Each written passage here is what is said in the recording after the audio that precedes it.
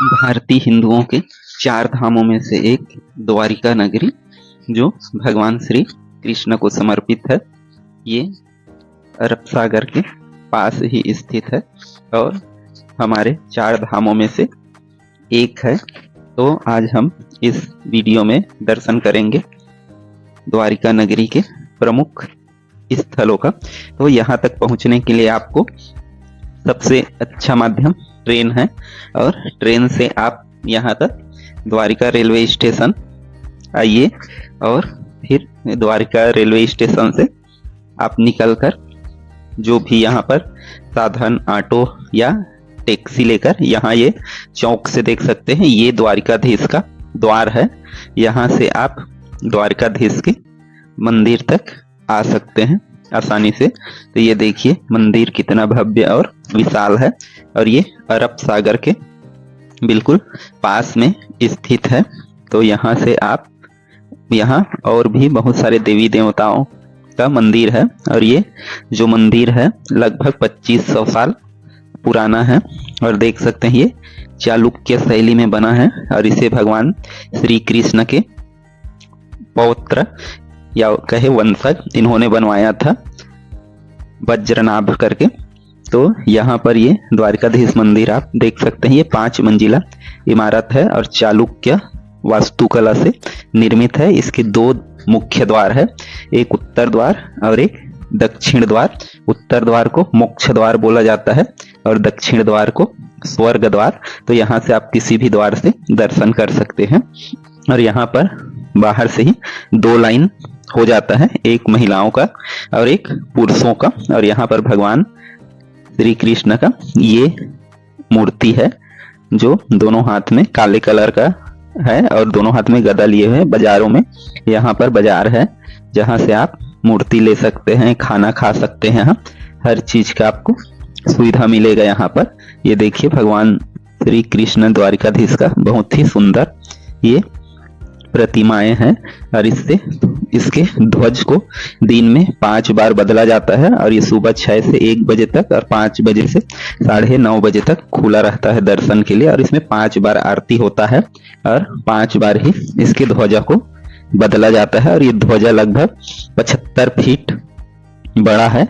यहाँ से निकलने पर आपको मिलेगा तुलादान मंदिर, जहाँ पर प्रभु बलराम जी का मूर्ति है विराजमान है और यहाँ पर तुलादान होता है। लोग यहाँ पर तुलादान करते हैं और जो भी यहाँ पर तुलादान होता है उसी से यहाँ का प्रसाद का वितरण भी होता है। और इसके बाद यहाँ द्वारिका में प्रमुख मंदिरों में है माता रुक्मणी देवी का मंदिर। द्वारिकाधीश मंदिर में माता रुक्मणी देवी बस विद्यमान नहीं है, बाकी सभी लोग वहां पर विद्यमान है और ये बहुत ही भव्य बना है। लगभग 12वीं शताब्दी में इसका निर्माण हुआ था और ये माना जाता है कि दुर्वासा ऋषि ने माता रुक्मणी को श्राप दिया था, जिसके कारण 12 वर्षों तक उनको यहाँ पर रहना पड़ा था। और दुर्वासा ऋषि का इच्छा था कि कृष्ण और माता रुक्मणी उनको ले जाए। तो यहाँ पर उनको प्यास लगा था, तो पानी पीने के पहले उन्होंने दुर्वासा ऋषि को नहीं पूछा पानी के लिए, इसलिए उनको श्राप दिया गया था। आगे यहाँ का प्रमुख स्थल है नागेश्वर ज्योतिर्लिंग, जो 10वां ज्योतिर्लिंग है। तो यहाँ तक आपको जाने के लिए द्वारका रेलवे स्टेशन आना पड़ेगा और यहाँ से ही, जैसे ये द्वारिका रेलवे स्टेशन का बाहर का नज़ारा, तो यहाँ से जैसे हम लोग ये चौक आते हैं तो यहाँ से ये द्वारिकाधीश का मंदिर जाते हैं और इसके सामने साइड से, इस साइड से हम लोग चलेंगे नागेश्वर ज्योतिर्लिंग का दर्शन करने, जो द्वारिका से लगभग 17 किलोमीटर की दूरी पर स्थित है और 12 ज्योतिर्लिंगों में ये 10वां ज्योतिर्लिंग है। और इस जगह को दारुण वन भी बोला जाता है।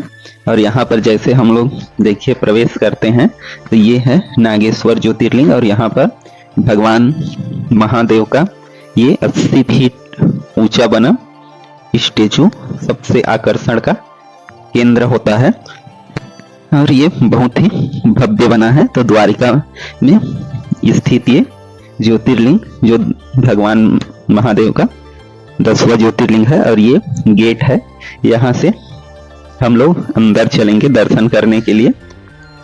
तो यहाँ पर ये पहला ऐसा ज्योतिर्लिंग है जहां पर मोबाइल वगैरह का प्रतिबंध नहीं है, लेकिन बाहर से देखने के लिए, गर्भगृह से आपको दर्शन करने के लिए यहाँ मोबाइल जमा करना पड़ेगा। और यहाँ उतना ज्यादा अन्य ज्योतिर्लिंगों की तुलना में भीड़ कम होता है। जैसे यहाँ से आप घुसेंगे, ये मुख्य गेट है, मतलब बाहर का गेट, और यहाँ से हम लोग जैसे ही अंदर प्रवेश करते हैं प्रांगण में, तो हमको भगवान भोलेनाथ का बहुत विशाल प्रतिमा देखने को मिलेगा। और यहाँ आपको मोबाइल से आप बाहर से गर्भगृह को देख सकते हैं, और यहाँ पर ऐसा कोई भी प्रतिबंध नहीं है। और यहाँ ये माना जाता है कि भगवान भोलेनाथ और माता पार्वती नाग और नागिन के रूप में विद्यमान है, इसलिए यहाँ पर भगवान भोलेनाथ और माता पार्वती का जो पूजा है वो नाग और नागिन के रूप में किया जाता है। यहाँ से आप देख सकते हैं, ये गर्भगृह है ऊपर से। और यहाँ से जो फ्री वाले हैं, मतलब जिनको कोई भी शुल्क नहीं देना पड़ता, वो यहाँ से दर्शन करते हैं। ये मंदिर बहुत ही भव्य है, यहाँ देखिए लिखा हुआ है 12 ज्योतिर्लिंग। तो यहाँ से, और जो मंदिर जाना चाहते हैं वो 200 रुपए का टिकट लेकर जा सकते हैं, लेकिन आपको वहाँ धोती मिलेगा मंदिर ट्रस्ट तरफ से, और आपको वो चीज पहन के अंदर जाना होगा। तो यहाँ पर भी आप अंदर जा सकते हैं, लेकिन 200 रुपए का टिकट लेना पड़ेगा, और आप फिर भोलेनाथ का दर्शन गर्भगृह में जाकर छूकर भी उसको जल अभिषेक करके कर सकते हैं।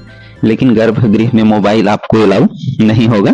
यहाँ पर माना जाता है कि भगवान भोलेनाथ ने दारुका नामक राक्षस को हराया था या उसका वध किया था, तो ये पहले उसी के प्रकोप में था। द्वारिका नामक राक्षस और भगवान शिव जी यहाँ पर प्रकट हुए, और उस द्वारिका नाथ जो दारुका नाम के राक्षस है उसको यहाँ से बाहर जाने के लिए भगाया था या जाने को किया था। तो जब से यहाँ पर प्रकट हुए, तो इसके द्वारिका वन के नागेश्वर भी बोला जाता है। और यहाँ पर आने का जो बहुत अच्छा समय होता है वो महाशिवरात्रि के आसपास। तो नागेश्वर महादेव आप सबकी मनोकामना पूर्ण करें। अगला यहीं पर 5 किलोमीटर की दूरी पर स्थित है गोपी तालाब। गोपी तालाब बहुत ही विशाल है, और यहाँ पर ये मान्यता है कि गोपी तालाब वह स्थल है जहाँ पर जो गोपियां हैं उन लोग अपना देह त्यागे थे। तो ये इसलिए पवित्र है। ऐसा माना जाता है कि अर्जुन को जब घमंड हुआ था, तो भगवान श्री कृष्ण ने गोपियों को लाने के लिए भेजा था, और यहाँ पर जब वो आए थे 10,000 से अधिक गोपियां, तो उन्होंने स्वयं अपने मैल से कुछ जो यक्ष है उत्पन्न किए, जो अर्जुन को लूट लिए और उनके सभी अस्त्र लूट लिए। तो यहाँ पर गोपी कृष्ण का ये मंदिर है, तो सारी गोपियां यहीं पर अपना देह त्यागे थे, और इसलिए ये पवित्र स्थान माना जाता है। और यहाँ के मिट्टी को चंदन के रूप में भी उपयोग किया जाता है। ये यहाँ पर दिखता भी है इस तालाब का, तो ये गोपी तालाब है। जहाँ इसके बाद द्वारिका से आपको बेट द्वारिका जाने के लिए ट्रेन मिलेगा, जो जिससे यहाँ की दूरी लगभग 30 किलोमीटर है। यहाँ से जाएंगे ओखा, तो ओखा से फिर ये नया ब्रिज बना है जो अभी अभी बना है और लोगों के लिए खुला है, बहुत ही भव्य, लगभग 2 किलोमीटर की समुद्र से। तो पहले आपको इससे बोट से जाना पड़ता था, लेकिन अब इसके बनने से बहुत अच्छा सुविधा हो गया। यहाँ लाकर सुविधा है, आपको लाकर में सभी सामान जमा करना होगा और फिर आप अंदर जाके उनका दर्शन कर सकते हैं। यहाँ पर माना जाता है कि भगवान श्री कृष्ण के सखा नारद जी ने उन्हें चावल भेंट किया था, इसलिए इसको भेंट द्वारिका भी बोला जाता है। और यहाँ से ऐसे लाइन से जाते हैं अंदर, और यहाँ पर भेंट द्वारिका में भगवान श्री कृष्ण का दर्शन करते हैं। तो ये बहुत ही 2 द्वारिका है, और यहाँ पर ये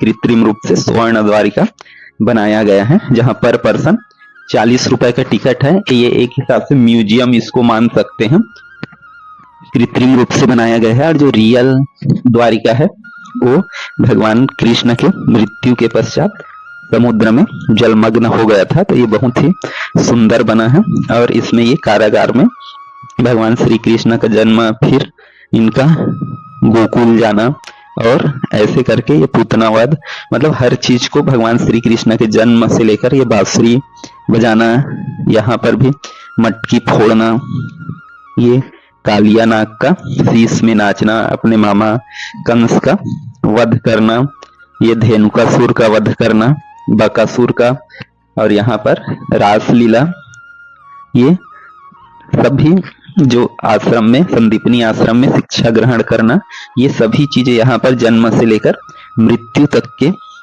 भगवान श्री कृष्ण को लीला को यहाँ पर दर्शाया गया है। विष्णु रूप में भगवान श्री विष्णु, माता लक्ष्मी और ब्रह्मा जी उनके नाभि से प्रकट हुए हैं। यहाँ पर समुद्र मंथन का चित्र है। और यहाँ पर भगवान विष्णु मोहिनी अवतार में एक तरफ राक्षस और एक तरफ देवता, यहाँ पर चीरहरण में, ये ऊपर मंजिले में है, ऊपर फ्लोर में, और द्रौपदी का चीरहरण यहाँ पर भगवान श्री कृष्ण, और यहाँ पर बहुत सारे और भी उनके जीवन से समर्पित सभी दृश्यों को दिखाया गया है। ये जो है विराट रूप को दिखाया गया है। और ऐसे ये चारों धाम का भी यहाँ पर है। और ये बहेलिया द्वारा श्री कृष्ण जी को बाण मारने का भी दिखाया गया है यहाँ पर। तो ये वर्ण द्वारिका, और यहीं पर है हनुमान दांडी मंदिर, जहाँ पर मकर ध्वज और हनुमान जी का प्रतिमा है। ऐसा माना जाता है कि ये एकमात्र पिता पुत्र का मंदिर है, और मकर ध्वज को महावीर का भी पुत्र माना जाता है। उसके पसीने से समुद्र में मगर द्वारा उसका पसीना ग्रहण करने से जो पुत्र हुआ था वह है। ये छोटा वाला हनुमान जी का है और बड़ा वाला मकर ध्वज जी का। और यहाँ पर प्रसाद का वितरण होता है 11 बजे से 2 बजे तक, तो आप यहाँ पर प्रसाद ग्रहण कर सकते हैं। फिर हम चलते हैं गोमती घाट। द्वारिका गोमती घाट पर स्थित है, और ये यहीं पर जो गोमती घाट है वहीं पर ये देखिए आगे में अरब सागर है, और ये गोमती नदी है, और ये वहां पर मिल जाता है। गोमती नदी का पानी यहाँ पर मिल गया अरब सागर से। तो ये यहाँ से सुंदर नजारे। इसके बाद है पंचानन तीर्थ। पंचानन तीर्थ में 5 कुएं हैं जिनका निर्माण माना जाता है पांडवों ने किया था। ये समुद्र के बीचों बीच स्थित है, लेकिन इनका पानी जो है वो मीठा है, जबकि समुद्र का पानी खारा है। तो ये इसका खासियत है। इसके बाद यही है भड़केश्वर महादेव। तो ये समुद्र के पास में ही स्थित है, बहुत बड़ा शिवलिंग है, और यहाँ से आप अरब सागर का नजारा देख सकते हैं। नंदी महाराज जी, अंदर में शिवलिंग ऐसा है, और बाहर में ये विशाल शिवलिंग बना है। यहाँ पर ये नारद जी का प्रतिमा बना हुआ है, और शाम को यहाँ पर आप आकर सनसेट का दर्शन कर सकते हैं, नजारा देख सकते हैं। और यहीं पर है स्वामी नारायण का मंदिर, जो बहुत ही भव्य और सुंदर है, जो भगवान विष्णु का ही एक अवतार माना जाता है। स्वामी नारायण जी का मंदिर ये अक्षरधाम से के जैसा ही है, वही है। तो आप भी गोमती घाट जरूर आइए, यहाँ पर गोमती घाट में स्नान कीजिए और द्वारिकाधीश का दर्शन कीजिए। जय द्वारिका।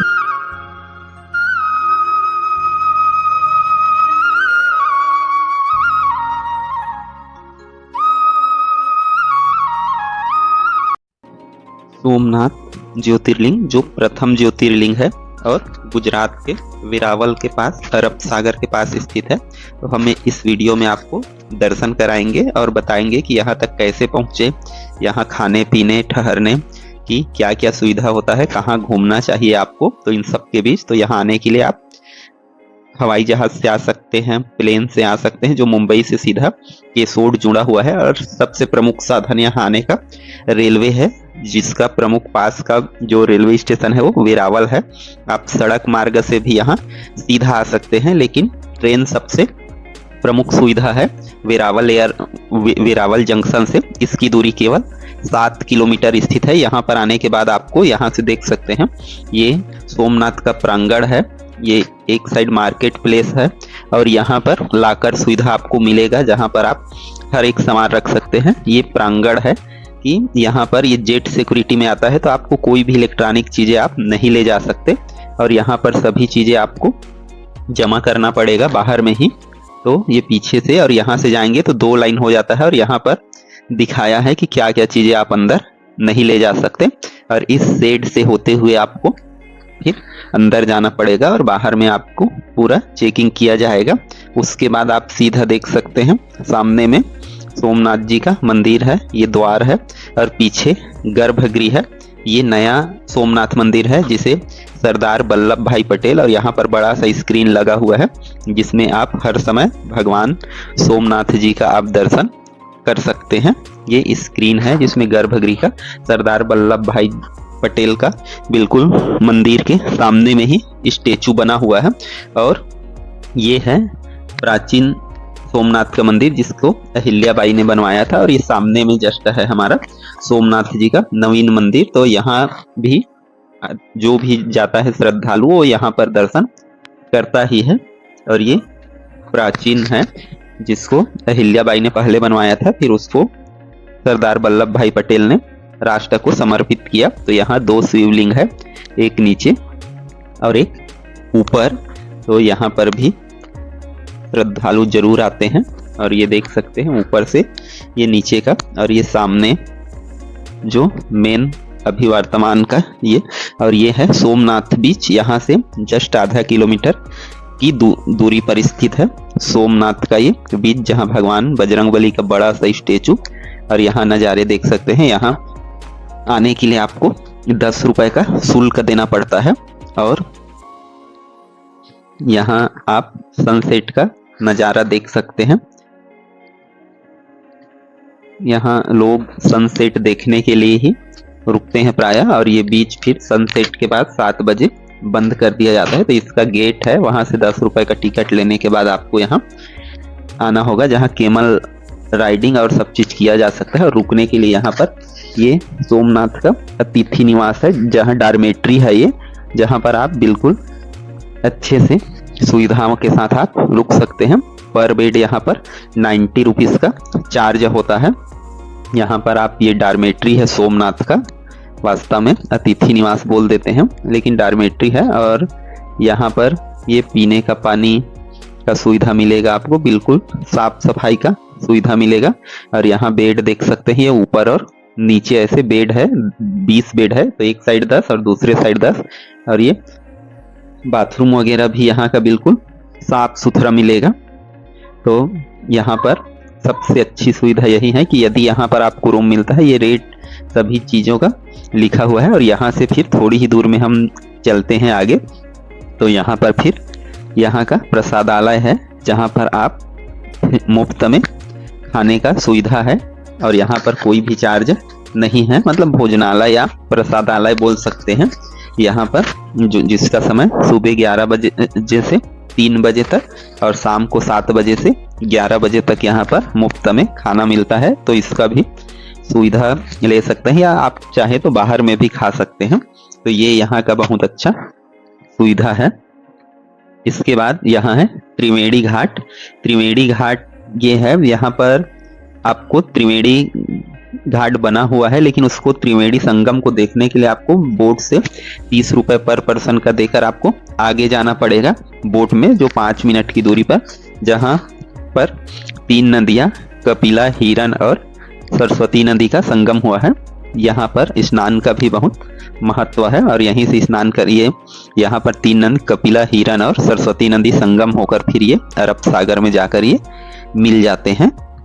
तो यहाँ स्नान का विशेष महत्व बताया गया है। इसके बाद यहाँ है बाणगंगा। बाणगंगा ये समुद्र के तट पर ही ज्योतिर्लिंग, यहाँ पर शिवलिंग बना हुआ है, जिसका अभिषेक माना जाता है खुद समुद्र देव करते हैं। मतलब जब ज्वार भाटा लहरें आती है तो उसका अभिषेक अपने आप हो जाता है, और जब वापस जाता है तो फिर से वो सभी चीजें बहा के ले जाता है और अभिषेक हो जाता है भगवान शिव का। तो बड़ा बड़ा सा यहाँ पर लोग शिवलिंग बना है बाणगंगा, वहाँ आते हैं। अगला हमारा वहीं से कुछ दूरी पर भालका तीर्थ, ये वह स्थान है जहाँ पर बेहलिए ने भगवान श्री कृष्ण को तीर मारा था, तो इसको भालका तीर्थ बोला जाता है। यहाँ पर ये पीपल का पेड़ अभी भी है जहाँ पर ये तीर लगा था, ऐसा माना जाता है। भगवान ये इसीलिए उसका ये क्षमा मांगते हुए चित्र में। इसके बाद है यहाँ प्रमुख तीर्थ स्थल में गीता मंदिर। भगवान श्री कृष्ण तीर लगने के बाद यहाँ भी आए थे, ऐसा माना जाता है। और यहीं पर से पद चिन्ह अपना छोड़कर फिर वैकुंठ धाम के लिए यहाँ आगे गए थे। फिर अगला हमारा यहीं पर वल्लभाचार्य जी का भी मठ है। यह फिर अगला हमारा प्रमुख स्थल राम मंदिर है, तो यहाँ पर भी आप जरूर आ सकते हैं। यहाँ पर नज़ारे बिल्कुल बहुत सुंदर और भव्य बना है। इसके बाद अगला हमारा प्रमुख स्थल है सूर्यदेव का मंदिर। सूर्यदेव मंदिर बहुत कम ही होता है और यहाँ पर इस प्रकार से पांडव गुफा भी है यहीं पर, तो उसका भी दर्शन आप कर सकते हैं। और साथ में है यहाँ सोमनाथ का म्यूजियम, क्योंकि सोमनाथ को महमूद गजनवी ने, मोहम्मद गौरी ने 17 बार लूटा था और इसलिए जो तोड़ फोड़ किया था उसके सभी जो भाग अवशेष रूप में बचे हैं उनको यहाँ पर रखा गया है। और उसके नीचे में उनका सन कब बना है और ये देखिए पैर अलग हो गया है। तो जो तोड़ फोड़ किया था वो जो क्षतिग्रस्त हिस्से हैं उन सबको यहाँ पर सहेज कर सुरक्षित रूप से यहाँ पर रखा गया है उनके भागों को। और अब जो मंदिर है वो नवीन सरदार वल्लभ भाई पटेल जब प्रधानमंत्री बने तब उन्होंने इसका निर्माण करवाया था। तो ये म्यूजियम भी आपको आना चाहिए। और यहाँ पर हम सभी खंडित हो चुका है लेकिन उनका हम दर्शन कर सकते हैं। उसके पुराने सोमनाथ जो थे उसके अवशेष को सुरक्षित रखा गया है। ये पूरा बहुत ही बड़ा म्यूजियम है ये, यहाँ पर भी हम आकर दर्शन कर सकते हैं। इसके बाद ये बाहर से जो समुद्र के साइड से ये इसका आप दर्शन कर सकते हैं कि यहाँ पर ध्वज बदला जा रहा है, जैसे हर एक जगह द्वारिकाधीश में भी बदला जाता है तो यहाँ पर भी ध्वज को बदला जाता है।